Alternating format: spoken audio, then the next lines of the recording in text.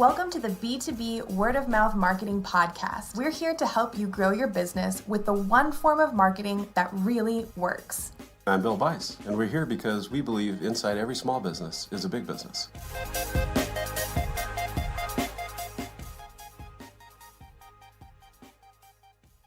We've got a really interesting thing to talk about, because what we're seeing is that word of mouth has never been more important than what's happening in this crisis right now. And I think there's a lot of reasons for that. And I want to talk about what you really need to do in this crisis in order to maximize the value of the word of mouth in your business.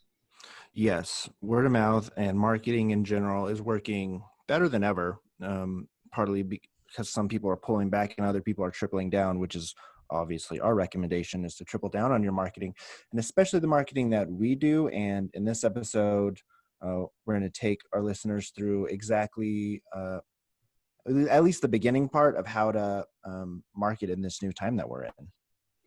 Yeah, and this is really about the core of what you have to do in your business, and it starts with you've got to meet your clients where they're at, right? Your clients are facing all kinds of unprecedented challenges. I desperately want to come up with more words for that, because I feel like I say unprecedented all the time. Yeah. But that's the life that we're leading. And one of our core principles is that your marketing always reflects your audience and what's important to them. Well, what's important to them has suddenly shifted and changed. And therefore we have to be thinking about that differently. And if you want to be effective right now in the middle of this crisis, you've got to meet your clients where they're at. Exactly. I call it, maybe I don't call it this, but you really need to have empathy. You need to put on your empathy glasses or your customer glasses and see yourself and your business and your products and your services through their eyes, especially now. Before, maybe with luxury products, it was, look at this really, status symbol thing. Now it's and actually it's never been easier, because we all kind of know what businesses want right now. They need to save money. They need to do more with less. They need more revenue, or they need to just get through this tough time. And so by, having some empathy, literally putting yourself in your customer's shoes, you can see where they are, and then you can change your messaging or convert your messaging into what they need right now. A really good example of this is before we were, some of my clients on LinkedIn, we were asking people for meetups, and obviously that's not okay anymore. So one small change is ask them for Zoom calls. And then I felt maybe that's not quite right. And then we changed the meetings. You know what? Maybe people aren't ready to meet right now, because a lot of companies are not remote. They don't even know what Zoom is. They don't know what Google Hangouts is. So they have to kind of almost take a week off from work, get everyone home, figure out, how do we even work from home? Do you have a desk? All right, we need to get desks over there. Who has a truck? This, that, the other. Do we have any internet services? Are we going to do landline? Like, are we going to all call in the same? So they spent the first week or two dealing with that, and that showed in the numbers. And then we saw people spending more and more time on LinkedIn, more and more time on websites. And it says, okay, so they're kind of getting settled. Now they're looking for stuff. They're still probably not ready financially to spend money on your service, but let's provide them a little bit of value. One of my clients is a fractional CEO, and she had been through the savings and loan crisis. She had been through 2008. She had been through the .com, all these financial crises. And as a CEO in, the tech industry, and we wrote an article and said, you need to do this, you need to do that, you need to do this. And we're giving it away for free. And so if you have any questions, let me know. Or what do you think about this list? It's not a pitch. It's, let me help you. And then when we get through this, maybe we'll talk. So changing that messaging just a little bit. What do my clients need right now, or my potential clients? They need information. Let's give them that information. That's step one. And then the next element is that and this can be tough right now, right? Because there's all kinds of new pressures on your business, but yet it's crucial that you continue to meet the needs that your clients have. And it's been tough for us, right? We have, hundreds and hundreds of websites for all kinds of different small businesses, and everybody needed to change their messaging at the same time. And so we just have this, huge influx of calls and emails that's at a volume that frankly we've never seen before. and people have been very understanding, and we've had to do all kinds of work in order to be able to manage that support load. But you know what? The brand of your company, it's really created during these times of stress. This is what people are going to remember. And your brand is nothing more than what your customers' experience is. And so that's created by what happens when they reach out to you. So you've got to take care of your employees so that they can take care of your clients. Because if you do that well, then your brand will come out of this, stronger than ever. And I get how tough that is to do, but you have to do whatever it takes in order to make that happen. It's super tough. We are super busy over here right now, and I don't know if we've ever been busier, which is kind of interesting, kind of a paradox there. But part of the reason is because I think we have such a strong dedication to customer service, especially in the engineering team and the strategist team, such a strong pedigree of customer service. We really care about our clients, and we really want, we don't, when someone asks us for help, we never think about the money. We're like, how do we help this person? And so people have been working long hours for sure. I've had to jump in and do, some unstrategist roles, jump back into my old engineering role and help out this, that, the other. But we care so much about doing that, especially now more than ever. And like you said, brand is when your product actually meets their expectations. And you do that over and over again, and it strengthens your brand. And I think that's why our clients bring us more clients, and they bring us referrals, and they're really happy with us. And so it can be hard right now, but especially if you want to make sure you're doing okay and you want to go out and get new business might not come for a couple months. So do step one, but then also pivot. And step two is reach out to all your current clients and make sure they're doing okay, and go even above and beyond what they need from you. And it might be completely different. I've had a few clients that say that we were doing one thing and we had to change to doing something completely different for now, just because that's the money coming to us. We needed to, pivot, or they needed to do this. And we operate on a philosophy of scalability. That's one of what we're really into. And when everyone needs to change their messaging right now, it's not very scalable, and it does take time, but we're making it work. And I think our clients are even more happy because of it. We're not, people have called to cancel, and we say, let's maybe pause and not do that. And they, oh, good, I want to stay with you guys because you're great, but I was afraid this, that, the other, for my business. No, we'll work with you. We'll figure something out. And they're really appreciative of that. And if you can do that, you're going to come out of this with your brand even stronger. It's almost like doing the little things now, it goes further. Like putting $1 in the stock market right now, it's going to go further. Doing a little thing for your customers now, it's going to go further. And in your mind, their brand is going to be even stronger, and they're going to probably even refer you once we get out of this.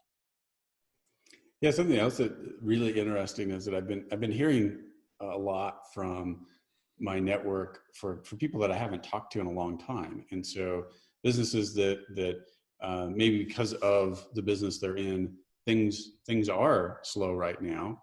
You know what? They're taking advantage of that to really strengthen their relationships, which is gonna pay off significantly on the other side of this. One of the things that I talk about with the clients I work with, the entrepreneurs that I work with all the time, is that the work and the planning that you do today is going to determine how successful you are in leveraging the recovery on the other side.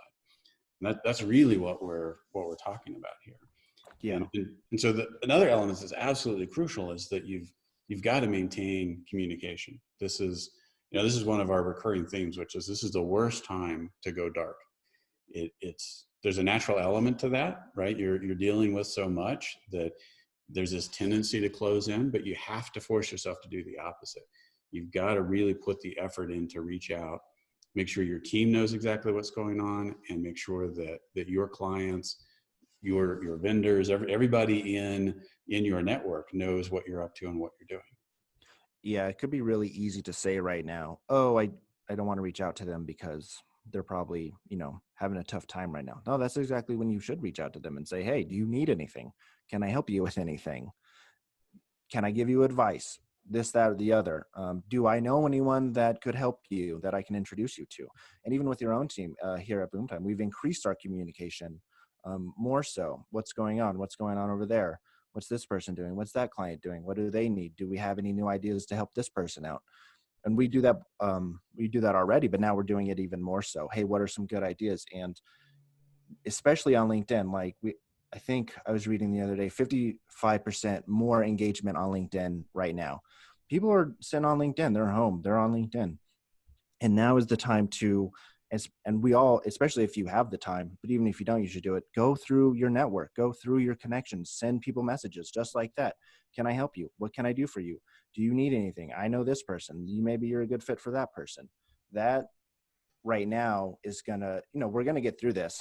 And I think the next 12 to 18 months after we get through this, the people who are really prepared, who maintained relationships, who maintained communication, who was there for people in this tough time, you're going to get the referral in 12 months. You're going to get the referral in 6 months. And so go send those messages. And we do that really well here. And I think that's, if there's a step 3, that's step 3. Maintain communication with your current network, reach out to new people. Step 3. Yeah, just in the same way that when you need help and somebody's there for you, you really remember that. So just think about what a great opportunity this is to do that for your network in order to build value in the future. It's sometimes that will create business right this second, but often you're planting a seed that is going to turn into great business down the road. And this is the time to take advantage of that opportunity. I mean, I've talked to more people in the last 2 weeks that it has been several years since I've heard from them, and frankly, it's easier to get a hold of people right now. It's easier to talk to them. It's easier to get their attention on LinkedIn. It's easier to get their attention via email. Now is the time to be communicating. And people are interested. They are hungry right now for content, but they're also hungry for answers. They're hungry for information, and which means they're very curious. And so if you have something interesting, or if your job is interesting, or if they think you might be able to help them, or even if they don't know if you can help them, they're going to be more interested in finding out right now, because what's going on right now, it's crazy out there. Let's open it up. Let's think, let's try to find some solutions. Let's talk to everybody. And we're finding that people are much more open to community. You had a stat about normally we have 6%, I think, conversations get started from our outreach campaigns, and now that's up almost double or even triple, because I think the psychology of it is people are looking to connect. They know network. We all know this, right? Especially in business, your network is your net worth, but so few of us actually practice that and maintain. And now people are saying, hey, I know some people, maybe I should reach out. That's what LinkedIn is for. And we're seeing a lot of conversations. And no, it's not going to help you if you're trying to make the cash register ring tomorrow. But in 6 months, if you have the patience, in 12 months, if you have the patience and good service, everyone knows it's going to benefit you in the long run for sure. Yeah, the term we use for this is social currency. It's always worked well, which is you give people a reason to talk about you. But because we have so much more attention and engagement, it's the perfect time to generate that social currency. Give people a reason, and the way you do that is to share your insight and perspective. And what does that do? Is it creates word of mouth. That's the wonderful thing about us all being digitally connected is we can actually amplify the effect of word of mouth.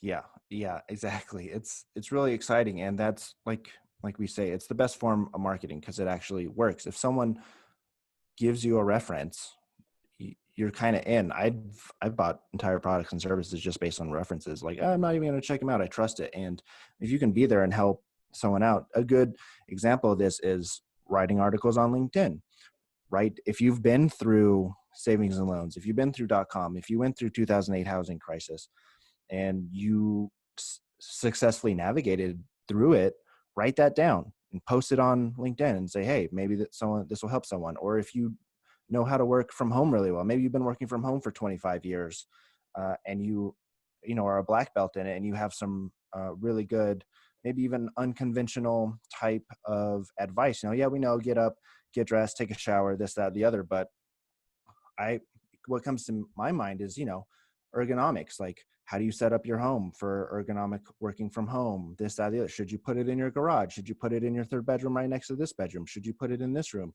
I bet there's a lot of advice that people who have worked from home for a long time can help the rest of us with. Or how do you use LinkedIn? A lot of people just use tools and they don't ever click on all the buttons. Maybe people don't even really know how to use LinkedIn super well, right? They just kind of go on there and read their feed. But one of the guys that I'm connected with has been going through every day, posting a new LinkedIn tip. Hey, this is how you do that. This is how you do this. This is how you do that. And I don't know if I need the LinkedIn tips, but I'm still reading it every day. Like, maybe he knows something I don't, right? And that, in my mind, is going to help. I think he's here in town too.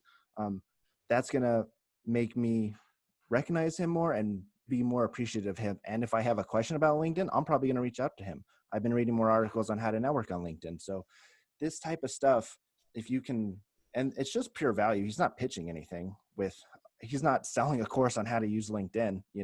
He's purely just, hey, I've been using LinkedIn since it came out in 2011.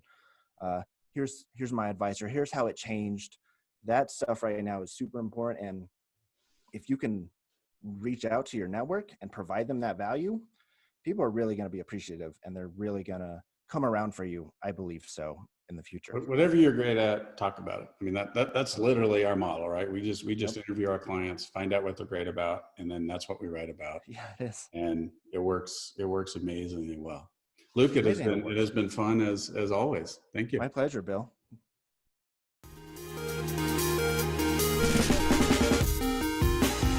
Thanks for listening to this episode of the B2B Word of Mouth Marketing Podcast. Join us each Monday for new episodes and visit boomtime.com to listen to prior episodes and check out episode notes. Have a marketing question you want answered? Email us at podcast@boomtime.com or tweet us at boomtime_online and we'll answer your questions on air.